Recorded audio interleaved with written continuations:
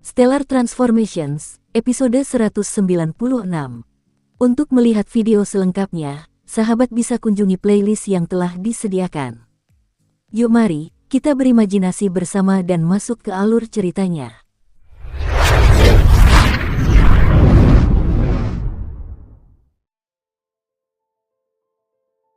Sementara kelompok Yudian masih belum mengerti apa yang sebenarnya terjadi, mereka hampir tidak menyadari Qin Yu melancarkan serangan baliknya sendiri. Dan sebelum mereka sempat bergerak, 3 gelombang energi pedang yang kuat dan 2 gelombang yang sedikit lebih lemah telah menghantam wajah mereka. Jurus ke-8 dari aliran pedang penghancur langit adalah teknik yang sangat ampuh dari seluruh repertoar pedang penghancur langit. Bagaimana mungkin seorang pendekar pedang emas tingkat 8 yang kikir bahkan berani bermimpi untuk melawannya? Serangan ini menghabiskan sekitar 50% dari 9 batu elemen tingkat atas yang terpasang. Jika aku tidak bisa membunuh kalian semua, bukankah aku akan mengalami kerugian besar? Qin Yu terkekeh sendiri. Dia yakin bisa membunuh 4 dari 5 orang, kecuali Immortal Emas level 9. Dia bukan orang bodoh yang berpikir dia pasti bisa mengalahkan Immortal Emas level 9 Hang Yu, jadi begitu dia melancarkan Omni Slash, dia langsung menyerbu ke arah Hang Yu. Silik, Feng Lian dan Hang Feng seketika terbelah di bagian dada, darah menyembur dari luka masuk dan keluar gelombang pedang, tubuh mereka benar-benar tak bernyawa saat jatuh ke tanah. Dihadapkan dengan serangan mematikan yang senyap seperti itu, Yudian tidak lebih baik dari murid-muridnya sendiri. Ia mungkin memiliki kecerdasan bisnis seorang pedagang dan keterampilan manajemen seorang pemimpin, tetapi dalam hal kemampuan bertarung, ia jauh lebih lemah. Ia pun tak bernyawa akibat serangan itu. Adapun Lu Chao, pada dasarnya dia adalah individu yang kurang ajar dan licik. Saat dia melihat paman bela diri, itu belum mati, dia adalah orang pertama yang bereaksi dan menghindar ke samping. Namun, gelombang pedang yang diarahkan kepadanya juga tidak mengikuti garis lurus. Setiap gelombang pedang bukanlah gelombang pedang biasa. Masing-masing adalah gelombang energi pedang yang diciptakan menggunakan energi pedang pemisah surga, yang berarti bahwa setiap gelombang akan mengincar targetnya seperti gelombang pedang yang memiliki kesadaran. Energi pedang yang diciptakan oleh pedang panjang ilahi Sky Piercer menganugerahkan kemampuan dan gerakan yang termasuk dalam gaya pedang pemecah langit. Sesuatu yang begitu dahsyat dan mahakuasa seperti serangan pedang pemecah langit bukanlah sesuatu yang bisa dihindari oleh individu yang licik dan cerdik seperti Lu Chao. Tentu saja, dia juga menjadi korban dari pertunjukan kekuatan yang mengerikan tersebut. Di dunia ini dan di dunia manapun, yang kuat dihormati. Terkadang, dalam pertarungan antara para ahli yang tampaknya sama kuatnya, kesalahan kecil atau perbedaan kekuatan dapat menentukan hidup atau mati. Siapa yang mau repot-repot melakukan ratusan ronde serangan? Jika Anda ingin membunuh lawan, Anda akan menggunakan gerakan-gerakan andalan Anda. Dalam momen kelemahan, kecerobohan, atau akibat refleks secepat kilat lawan, dan dengan unsur kejutan, target tidak akan memiliki kesempatan untuk bertahan hidup. Belum lagi, perbedaan kekuatan hanya akan memperlebar jurang tersebut. Dalam sekejap mata, 4 dari 5 penyerang, yang semuanya adalah Immortal Emas tingkat lanjut, langsung dipenggal kepalanya. Dengan memusatkan energi pedang yang terbatas, Qin Yu seketika memproyeksikan bilah-bilah tajam ini dan membunuh 4 dewa emas sekaligus, sementara dia sendiri bergegas maju untuk menghadapi Hang Yu, yang bisa merasakan hawa dingin menjalar dari ujung kakinya. Sebagai yang terkuat di antara kelompok dan paling berpengalaman dalam pertempuran, Hang Yu hanya punya cukup waktu untuk menghunus pedangnya dan menangkis gelombang pedang yang datang secara langsung. Kekuatan benturan dari gelombang pedang itu membuatnya terlempar sejauh 100 atau 200 meter, sementara tangannya terasa sedikit mati rasa akibat guncangan yang hebat. Kekuatan itu sangat mengejutkannya, saat ia merasakan tekanan dari gelombang tersebut, dan jantungnya bergetar ketakutan. Gelombang pedang yang sangat dahsyat dan kuat. Meskipun gelombang itu hanya 1/8 dari total kekuatan serangan Omni Arah, tidak bijaksana untuk meremehkan daya hancurnya. Pantas saja paman bela diri saya dan yang lainnya tidak bisa lolos dari takdir mereka. Seorang Immortal Emas tingkat 9 seperti Hang Yu bahkan terlempar lebih dari 100 meter ke belakang akibat kekuatan serangan itu. Sekarang dia sangat berhati-hati dan lebih siap menghadapi kekuatan paman bela diri Qin Yu ini, dan berdiri tegak di udara. Perlu diketahui bahwa pertarungan jarak dekat di darat memberi petarung lebih sedikit kemampuan manuver dan kebebasan untuk mengamuk, sedangkan di udara memungkinkan gerakan 3 dimensi yang lebih banyak. "Hoh, kau ingin menentangku, ya?" Qin Yu tersenyum lalu tertawa terbahak-bahak ketika melihat ekspresi provokatif dari Immortal Emas terakhir. Kemudian ia melesat ke udara dan menuju targetnya. Targetnya berada sekitar 10.000 meter di atas permukaan tanah. Heng Yu dan Qin Yu saling berhadapan, masing-masing bertarung dengan kecepatan tinggi yang hanya bisa disaksikan oleh para immortal yang lebih rendah, seolah-olah mereka hanya bisa melihat bayangan samar di langit. Itu adalah pertarungan antara dua ahli super, yang bentrokan dan fluktuasi kekuatannya menciptakan gelombang kejut energi besar yang menghantam penduduk di tanah di bawahnya. Anggota klan Liu dan bahkan klan Wang dari kota terdekat dapat merasakan fluktuasi energi tersebut. Lagi pula, orang-orang ini semuanya adalah makhluk abadi dengan indera spiritual, bagaimana mungkin mereka tidak merasakan gempa yang meluas di daerah tersebut. Di bawah, pemimpin klan Liu dan Liu Hansu hanya bisa meringis getir melihat kekuatan dahsyat yang menghujani dari atas. Para tetua, Yan Sufan dan Yan Suo dari kota Yansan, mendekat dari bawah, menuju para tetua keluarga Liu. "Liu Minghan, tamu kehormatan yang kau undang sungguh luar biasa. Dia bahkan berani membunuh seorang senior dari aliran pedang giok." Yan Suo mencibir pemimpin klan Liu. "Tidak ada gunanya alasan sekarang, aku sudah memberitahu aliran pedang giok tentang semuanya dengan jimat transfer suaraku." Yan Suo tertawa dan melihat ekspresi menyedihkan di wajah pemimpin klan, dia sangat menikmati menyiksa orang lain. Ember Moon adalah sebuah planet di gugusan bintang Silver Stream, yang pada gilirannya berada di bawah komando 36 penguasa Kaisar Yu, yang dalam hal ini adalah Yu Qingzi. Menyinggung aliran pedang giok sama dengan menyinggung Kaisar Yu. Bagi klan kecil yang lemah seperti klan Liu, menyinggung Kaisar Yu sama dengan menghadapi genosida. "Yan Suo, jangan berani-beraninya kau memfitnahku. Tamu kehormatan keluargaku hanya memiliki kekuatan seorang immortal tingkat 9. Tidak bisakah kau melepaskan gelombang energi eksplosif dari pertarungan di atas? Bagaimana mungkin seorang ahli tingkat itu menerima undangan dari klan Liuku?" Pemimpin klan itu memasang ekspresi pura-pura kasihan. Ming Han dari klan Liu membantah dengan tegas, "Yan Suo, kau tahu kau tidak begitu menguasai susunan teleportasi melalui kontes selama sebulan, sehingga kau berani menggunakan taktik licik seperti itu untuk menyerangku di bawah sabuk dan mencela keluargaku. Kebenaran niatmu akan diketahui oleh guru aliran pedang giok yang akan memberimu pelajaran." Yan Suo hanya tertawa dengan arogan dan merendahkan. "Aku tidak akan berdebat denganmu di sini." Ketika kepala sekolah mengetahui tentang kematian seorang anggota senior sekolah, semuanya akan terungkap. Yan Suo menatap Ming Han dengan jijik. Di permukaan, Ming Han hanya mengangguk dan tersenyum provokatif, tetapi dalam hatinya, dia telah mengambil keputusan. "Qin Yu memang tamu kehormatan saya, tetapi paman bela dirinya dan keluarga saya sama sekali tidak memiliki hubungan." "Qin Yu, Qin Yu, aku tidak pernah menyangka kekuatan senior klan bela dirimu begitu dahsyat. Bukan hanya Yan Gao, tetapi gurunya dan beberapa rekan yang lebih kuat di atas level 7 abadi emas, semuanya tewas di tangan pedang paman bela dirimu. Satu demi satu terbunuh dengan mudah di tangan pedang pamanmu." Ming Han tidak tahu apakah harus menangis atau tertawa gembira. Namun, ia tahu satu hal, ia tidak boleh menyinggung aliran pedang giok maupun Qin Yu, karena keduanya memiliki kemampuan untuk membunuh immortal emas tingkat 7 atau 8. Ia harus menenangkan kedua kekuatan ini. Dengan mengingat hal itu, ia menatap ke atas, menyaksikan pertarungan antara dua ahli di tahap akhir pertempuran hidup dan mati mereka. Boom! Deru angin kencang dari dua gelombang energi pedang yang kuat bertabrakan, menciptakan dua front angin yang berlawanan dan ledakan yang menyusul. Kekuatan benturan itu membuat kedua petarung terlempar keluar seperti dua tiang yang sangat tajam, tetapi tanpa jeda dalam gerakan mereka, masing-masing meluncur maju saling menyerang untuk ronde kedua. Proses bentrokan dan ronde ini berlangsung sebentar, ketika akhirnya Heng Yu berhenti dan menyeka darah segar dari sudut mulutnya dan menatap tajam ke arah Qin Yu. Kau sangat kuat dan teknikmu aneh. Aku tidak yakin bisa membunuhmu. Jika kau tidak bisa membunuhku, tapi aku akan membunuhmu." Qin Yu berbicara dengan suara dingin yang mematikan. Sebenarnya, Qin Yu hanya sedang menguji kekuatan sejati seorang ahli tingkat tinggi dalam pertarungan jarak dekat untuk merasakan kekuatan yang akan dihadapinya di masa depan.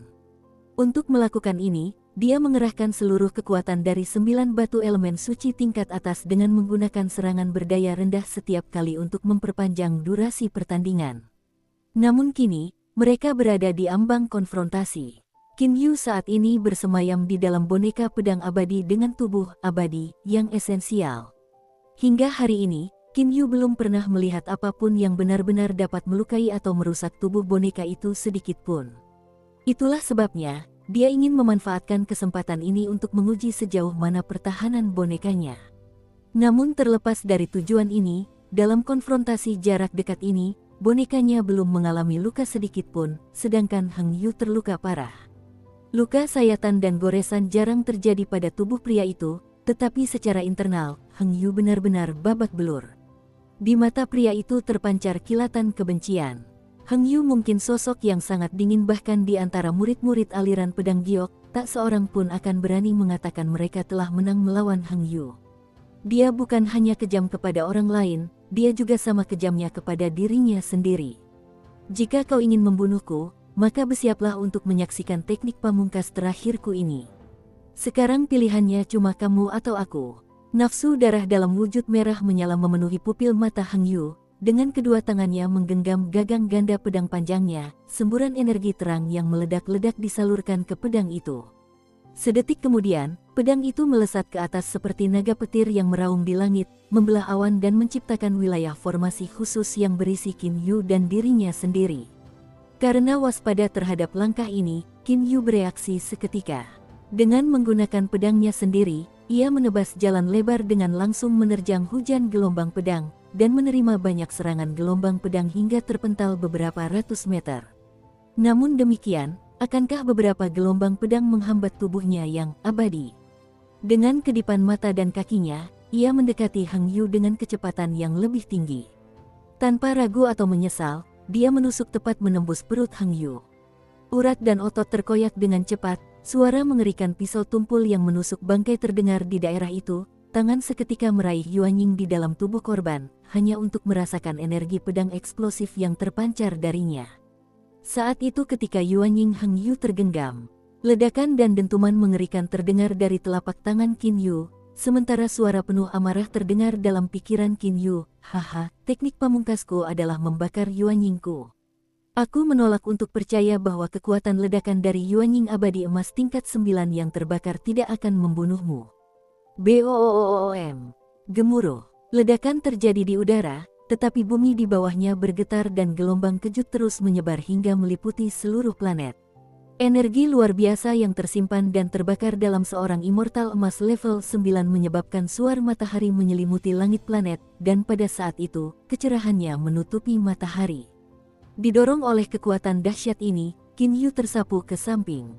Astaga! Teriakan dari bawah tidak membangunkan Qin Yu, karena ledakan dahsyat terjadi tepat di sebelahnya dan mengguncang fondasi jiwanya, membuatnya kehilangan kesadaran.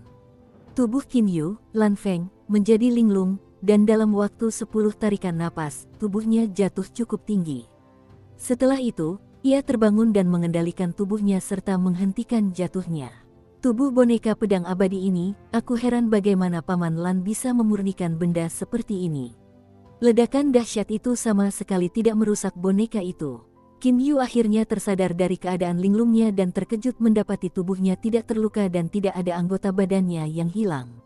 Ledakan sebelumnya hanya meninggalkan rasa mati rasa di tangannya, sementara getarannya adalah yang paling berbahaya karena sebagian menyerang jiwanya.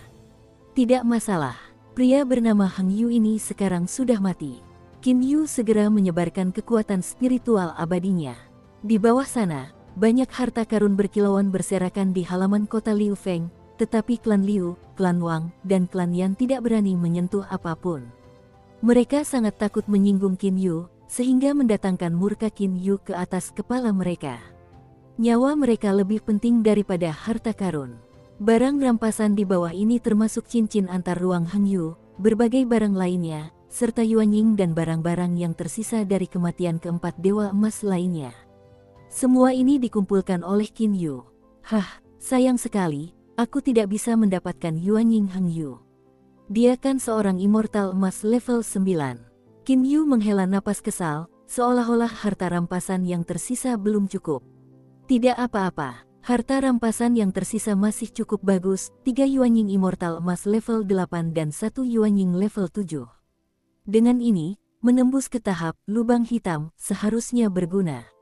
Meskipun Hang Yu membakar Yuanying milik rekannya, keempat lainnya tidak memiliki kesempatan untuk menghancurkan diri sendiri. Saat mengumpulkan barang rampasan, wajah Qin Yu langsung berubah muram.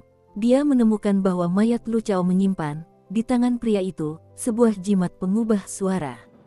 Kekuatan orang ini paling rendah, namun reaksinya paling cepat. Awalnya dia takut menimbulkan kehebohan besar dan menarik masalah besar, tetapi sekarang dia tidak peduli, karena identitasnya saat ini dangkal dan palsu seperti niat ketiga tokoh utama klan Ember Moon yang rendahan itu.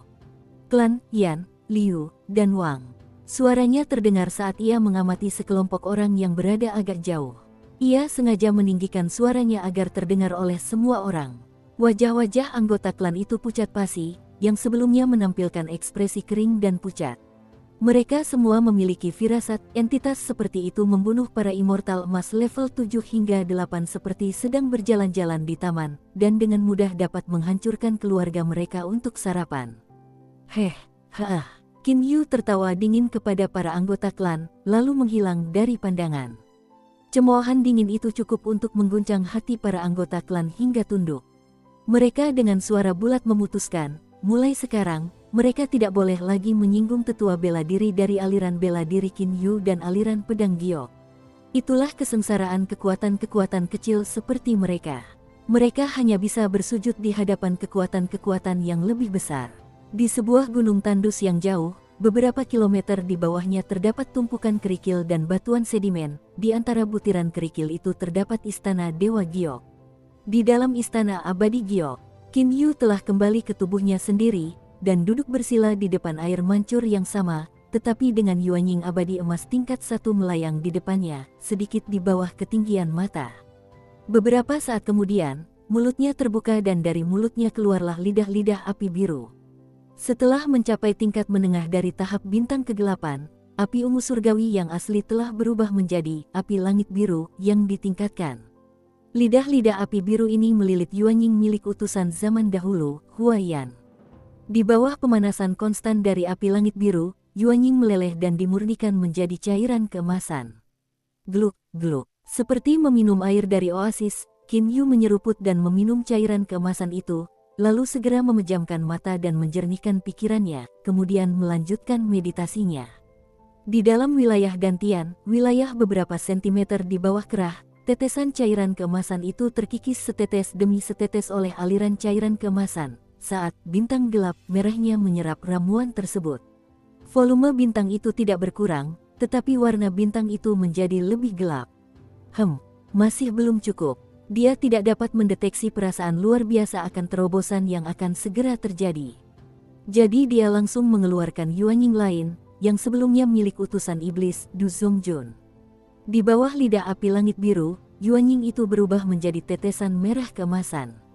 Gul, tetesan berikutnya ditelan utuh. Sekali lagi, cairan itu memasuki dantian di dalam tubuhnya dan diserap, hanya saja kali ini tingkat penyerapannya jauh lebih tinggi. Yuanying milik iblis Du Zongjun langsung dimakan oleh bintang gelap, yang volumenya meningkat secara signifikan, sementara warnanya hampir hitam. Krek, di permukaan, bintang gelapnya mulai terbelah dan berubah. Untuk mempercepat proses ini, Qin Yu mengambil Yuanying ketiga dari utusan naga Ao Feng, lalu memurnikannya dan meminum cairan emas itu sekali lagi. Hasilnya adalah bintang gelap itu bertambah besar 1 kali lipat, meskipun bintang itu masih kecil di alam semesta tak terbatas di dalam dantiannya. Dengan energi paling murni dari 3 Yuanying abadi emas, gemericik dan perubahan pada bintang gelap itu meningkat secara signifikan. Aku tak bisa lagi mengonsumsi Yuanying. Dia merasakan energi luar biasa meledak dari bintang gelap itu, mengancam untuk melampaui kendali jiwanya, sehingga dia tidak berani memurnikan Yuanying lagi. Krek, krek, berkas ionik seperti luka terbuka menembus permukaan bintang, dan tiba-tiba, bintang itu runtuh ke dalam hingga 1/10 dari ukuran aslinya. Kini bintang itu benar-benar hitam, lebih gelap dari malam yang paling gelap sekalipun. Cahaya pijar dan menakutkan bersinar dari dalam, seperti mutiara kejahatan. Setelah sekian lama, transformasi itu terhenti. Dia membuka matanya, dan dari dalam terlihat sedikit senyum, bahkan bibirnya melengkung membentuk senyum alami. Dia tahu dia akhirnya mencapai tahap bintang gelap akhir. Kemudian dia tertawa terbahak-bahak, haha, sekarang aku seharusnya memiliki kekuatan untuk membuka dunia lapisan kedua atlas, kan? Tanyanya kepada siapapun. Dalam sekejap, dia merasakan kekuatan bintang gelapnya saat ini setidaknya 10 kali lebih kuat daripada tahap bintang gelap menengahnya sebelumnya. Mengingat betapa dekatnya dia untuk membuka lapisan kedua terakhir kali, sekarang dia seharusnya dapat membukanya tanpa kesulitan. Oh, aku penasaran berapa banyak Raja Iblis yang akan ada di dunia lapisan kedua atlasku. Dan berapa banyak Raja Iblis tingkat 9 yang akan ada. Jantungnya berdebar kencang karena kegembiraan, saat ia membayangkan memimpin pasukan kecil Raja Iblis elit tingkat puncak yang menuruti kehendaknya.